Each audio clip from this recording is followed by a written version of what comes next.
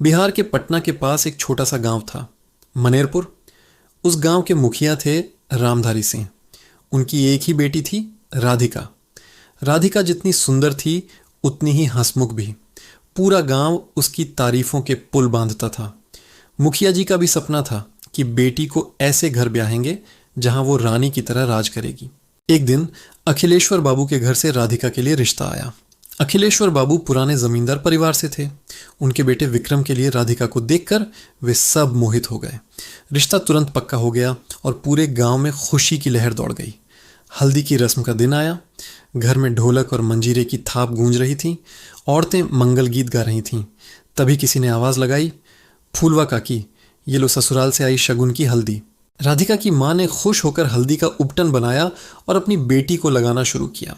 लेकिन जैसे ही हल्दी की पहली रग DDH राधिका के शरीर पर लगी, वो जोर से चीख पड़ी, आग मां, आग लग रही है, ये क्या लगा दिया तुमने। सब घबरा गए। जब हल्दी को धोया गया तो सब हैरान रह गए। जहां जहां हल्दी लगी थी वहां छोटे छोटे कट के निशान बन गए थे। त्वचा लाल पड़ गई थी और जलन हो रही थी। ऐसा लग रहा था जैसे किसी ने हल्दी में सूखी मिर्च या कांच का बारीक चूरा मिला दिया हो। हाय राम, ये कौन करेगा मेरी लाडली के साथ ऐसा। राधिका की मां रो पड़ी। लेकिन शादी बस 2 दिन बाद थी। मेहमान भी आ चुके थे। सबने सोचा कि ये किसी जलनखोर पड़ोसी की छोटी मोटी साजिश होगी। बात दबा दी गई। अगले दिन ससुराल से शादी का जोड़ा आया। लाल सिल्क का लहंगा, भारी जरी का दुपट्टा, सोने चांदी के गहने, सब कुछ था। लेकिन जब गहनों का थाल खोला गया तो सब सन्न रह गए। लहंगे के साथ थीं काली चूड़ियां। अरे ये कैसा अपशगुन है, नई दुल्हन को काली चूड़ियां कौन देता है। बद्धी माँ चिल्लाई चिल्लाई। लेकिन मजबूरी थी। ससुराल से आए नौकर ने साफ साफ कहा था, कोई और चूड़ियां नहीं। राधिका को भारी मन से वो काली चूड़ियां पहना दी गईं। इसके बाद जब दुपट्टा पहनाने की बारी आई तो उसकी सहेली चीखी, देखो दुपट्टे का एक कोना कटा हुआ है, ये तो जानबूझकर काटा गया लगता है। आखिरकार शादी का दिन आ ही गया। जयमाला के लिए राधिका को मंडप की ओर ले जाया जा रहा था। अचानक उसका चेहरा पीला पड़ गया। वो अपनी सहेलियों को धक्का देकर चीखी, मेरे बालों में कुछ है, कुछ जल रहा है, बहुत दर्द हो रहा है। जब उसके बाल खोले गए तो एक पूरा गुच्छा टूटकर नीचे गिर गया। सिर के बीचों बीच एक गोल घेरा बन गया था, जैसे किसी ने जादू से उसके बाल जडर से उखाड़ दिए हों। लेकिन जैसे ही हल्दी की पहली रगद राधिका के शरीर पर लगी, वो जोर से चीख पड़ी, आग मां, आग लग रही है, ये क्या लगा दिया तुमने। सब घबरा गए। जब हल्दी को धोया गया तो सब हैरान रह गए। जहां जहां हल्दी लगी थी वहां छोटे छोटे कट के निशान बन गए थे। त्वचा लाल पड़ गई थी और जलन हो रही थी। ऐसा लग रहा था जैसे किसी ने हल्दी में सूखी मिर्च या कांच का बारीक चूरा मिला दिया हो।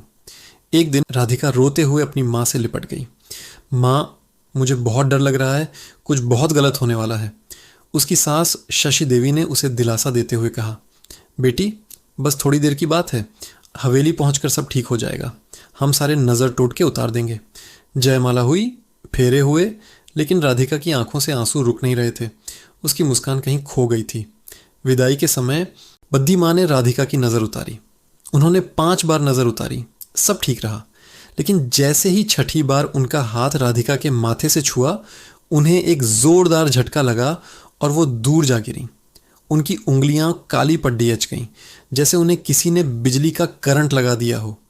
सब चुप हो गए। बारात ससुराल के लिए रवाना हुई। ससुराल में गृह प्रवेश और मुंह दिखाई की रस्में शांति से पूरी हो गईं। सबने राहत की सांस ली कि चलो अब सब ठीक है। लेकिन फिर रात हुई, सुहागरात की रात। विक्रम ने जब राधिका का घूंघट उठाया तो वो मुस्कुराई, लेकिन उसकी आंखें पूरी तरह काली थीं। उनमें कोई सफ़ेदी नहीं थी, सिर्फ गहरा काला रंग। विक्रम डर के मारे कांप गया। राधिका, ये क्या है। राधिका ने धीमी और भारी आवाज़ में कहा, मैं राधिका नहीं हूँ, मैं वो हूँ जिसे तुम्हारे परिवार ने 20 साल पहले जिंदा जला दिया था। तुम्हारे पिता ने मेरी ज़मीन हड़पने के लिए मेरी हत्या की थी। अब मैं लौट आई हूँ और इस बार मैं सिर्फ ज़मीन नहीं, पूरा घर ले जाऊंगी।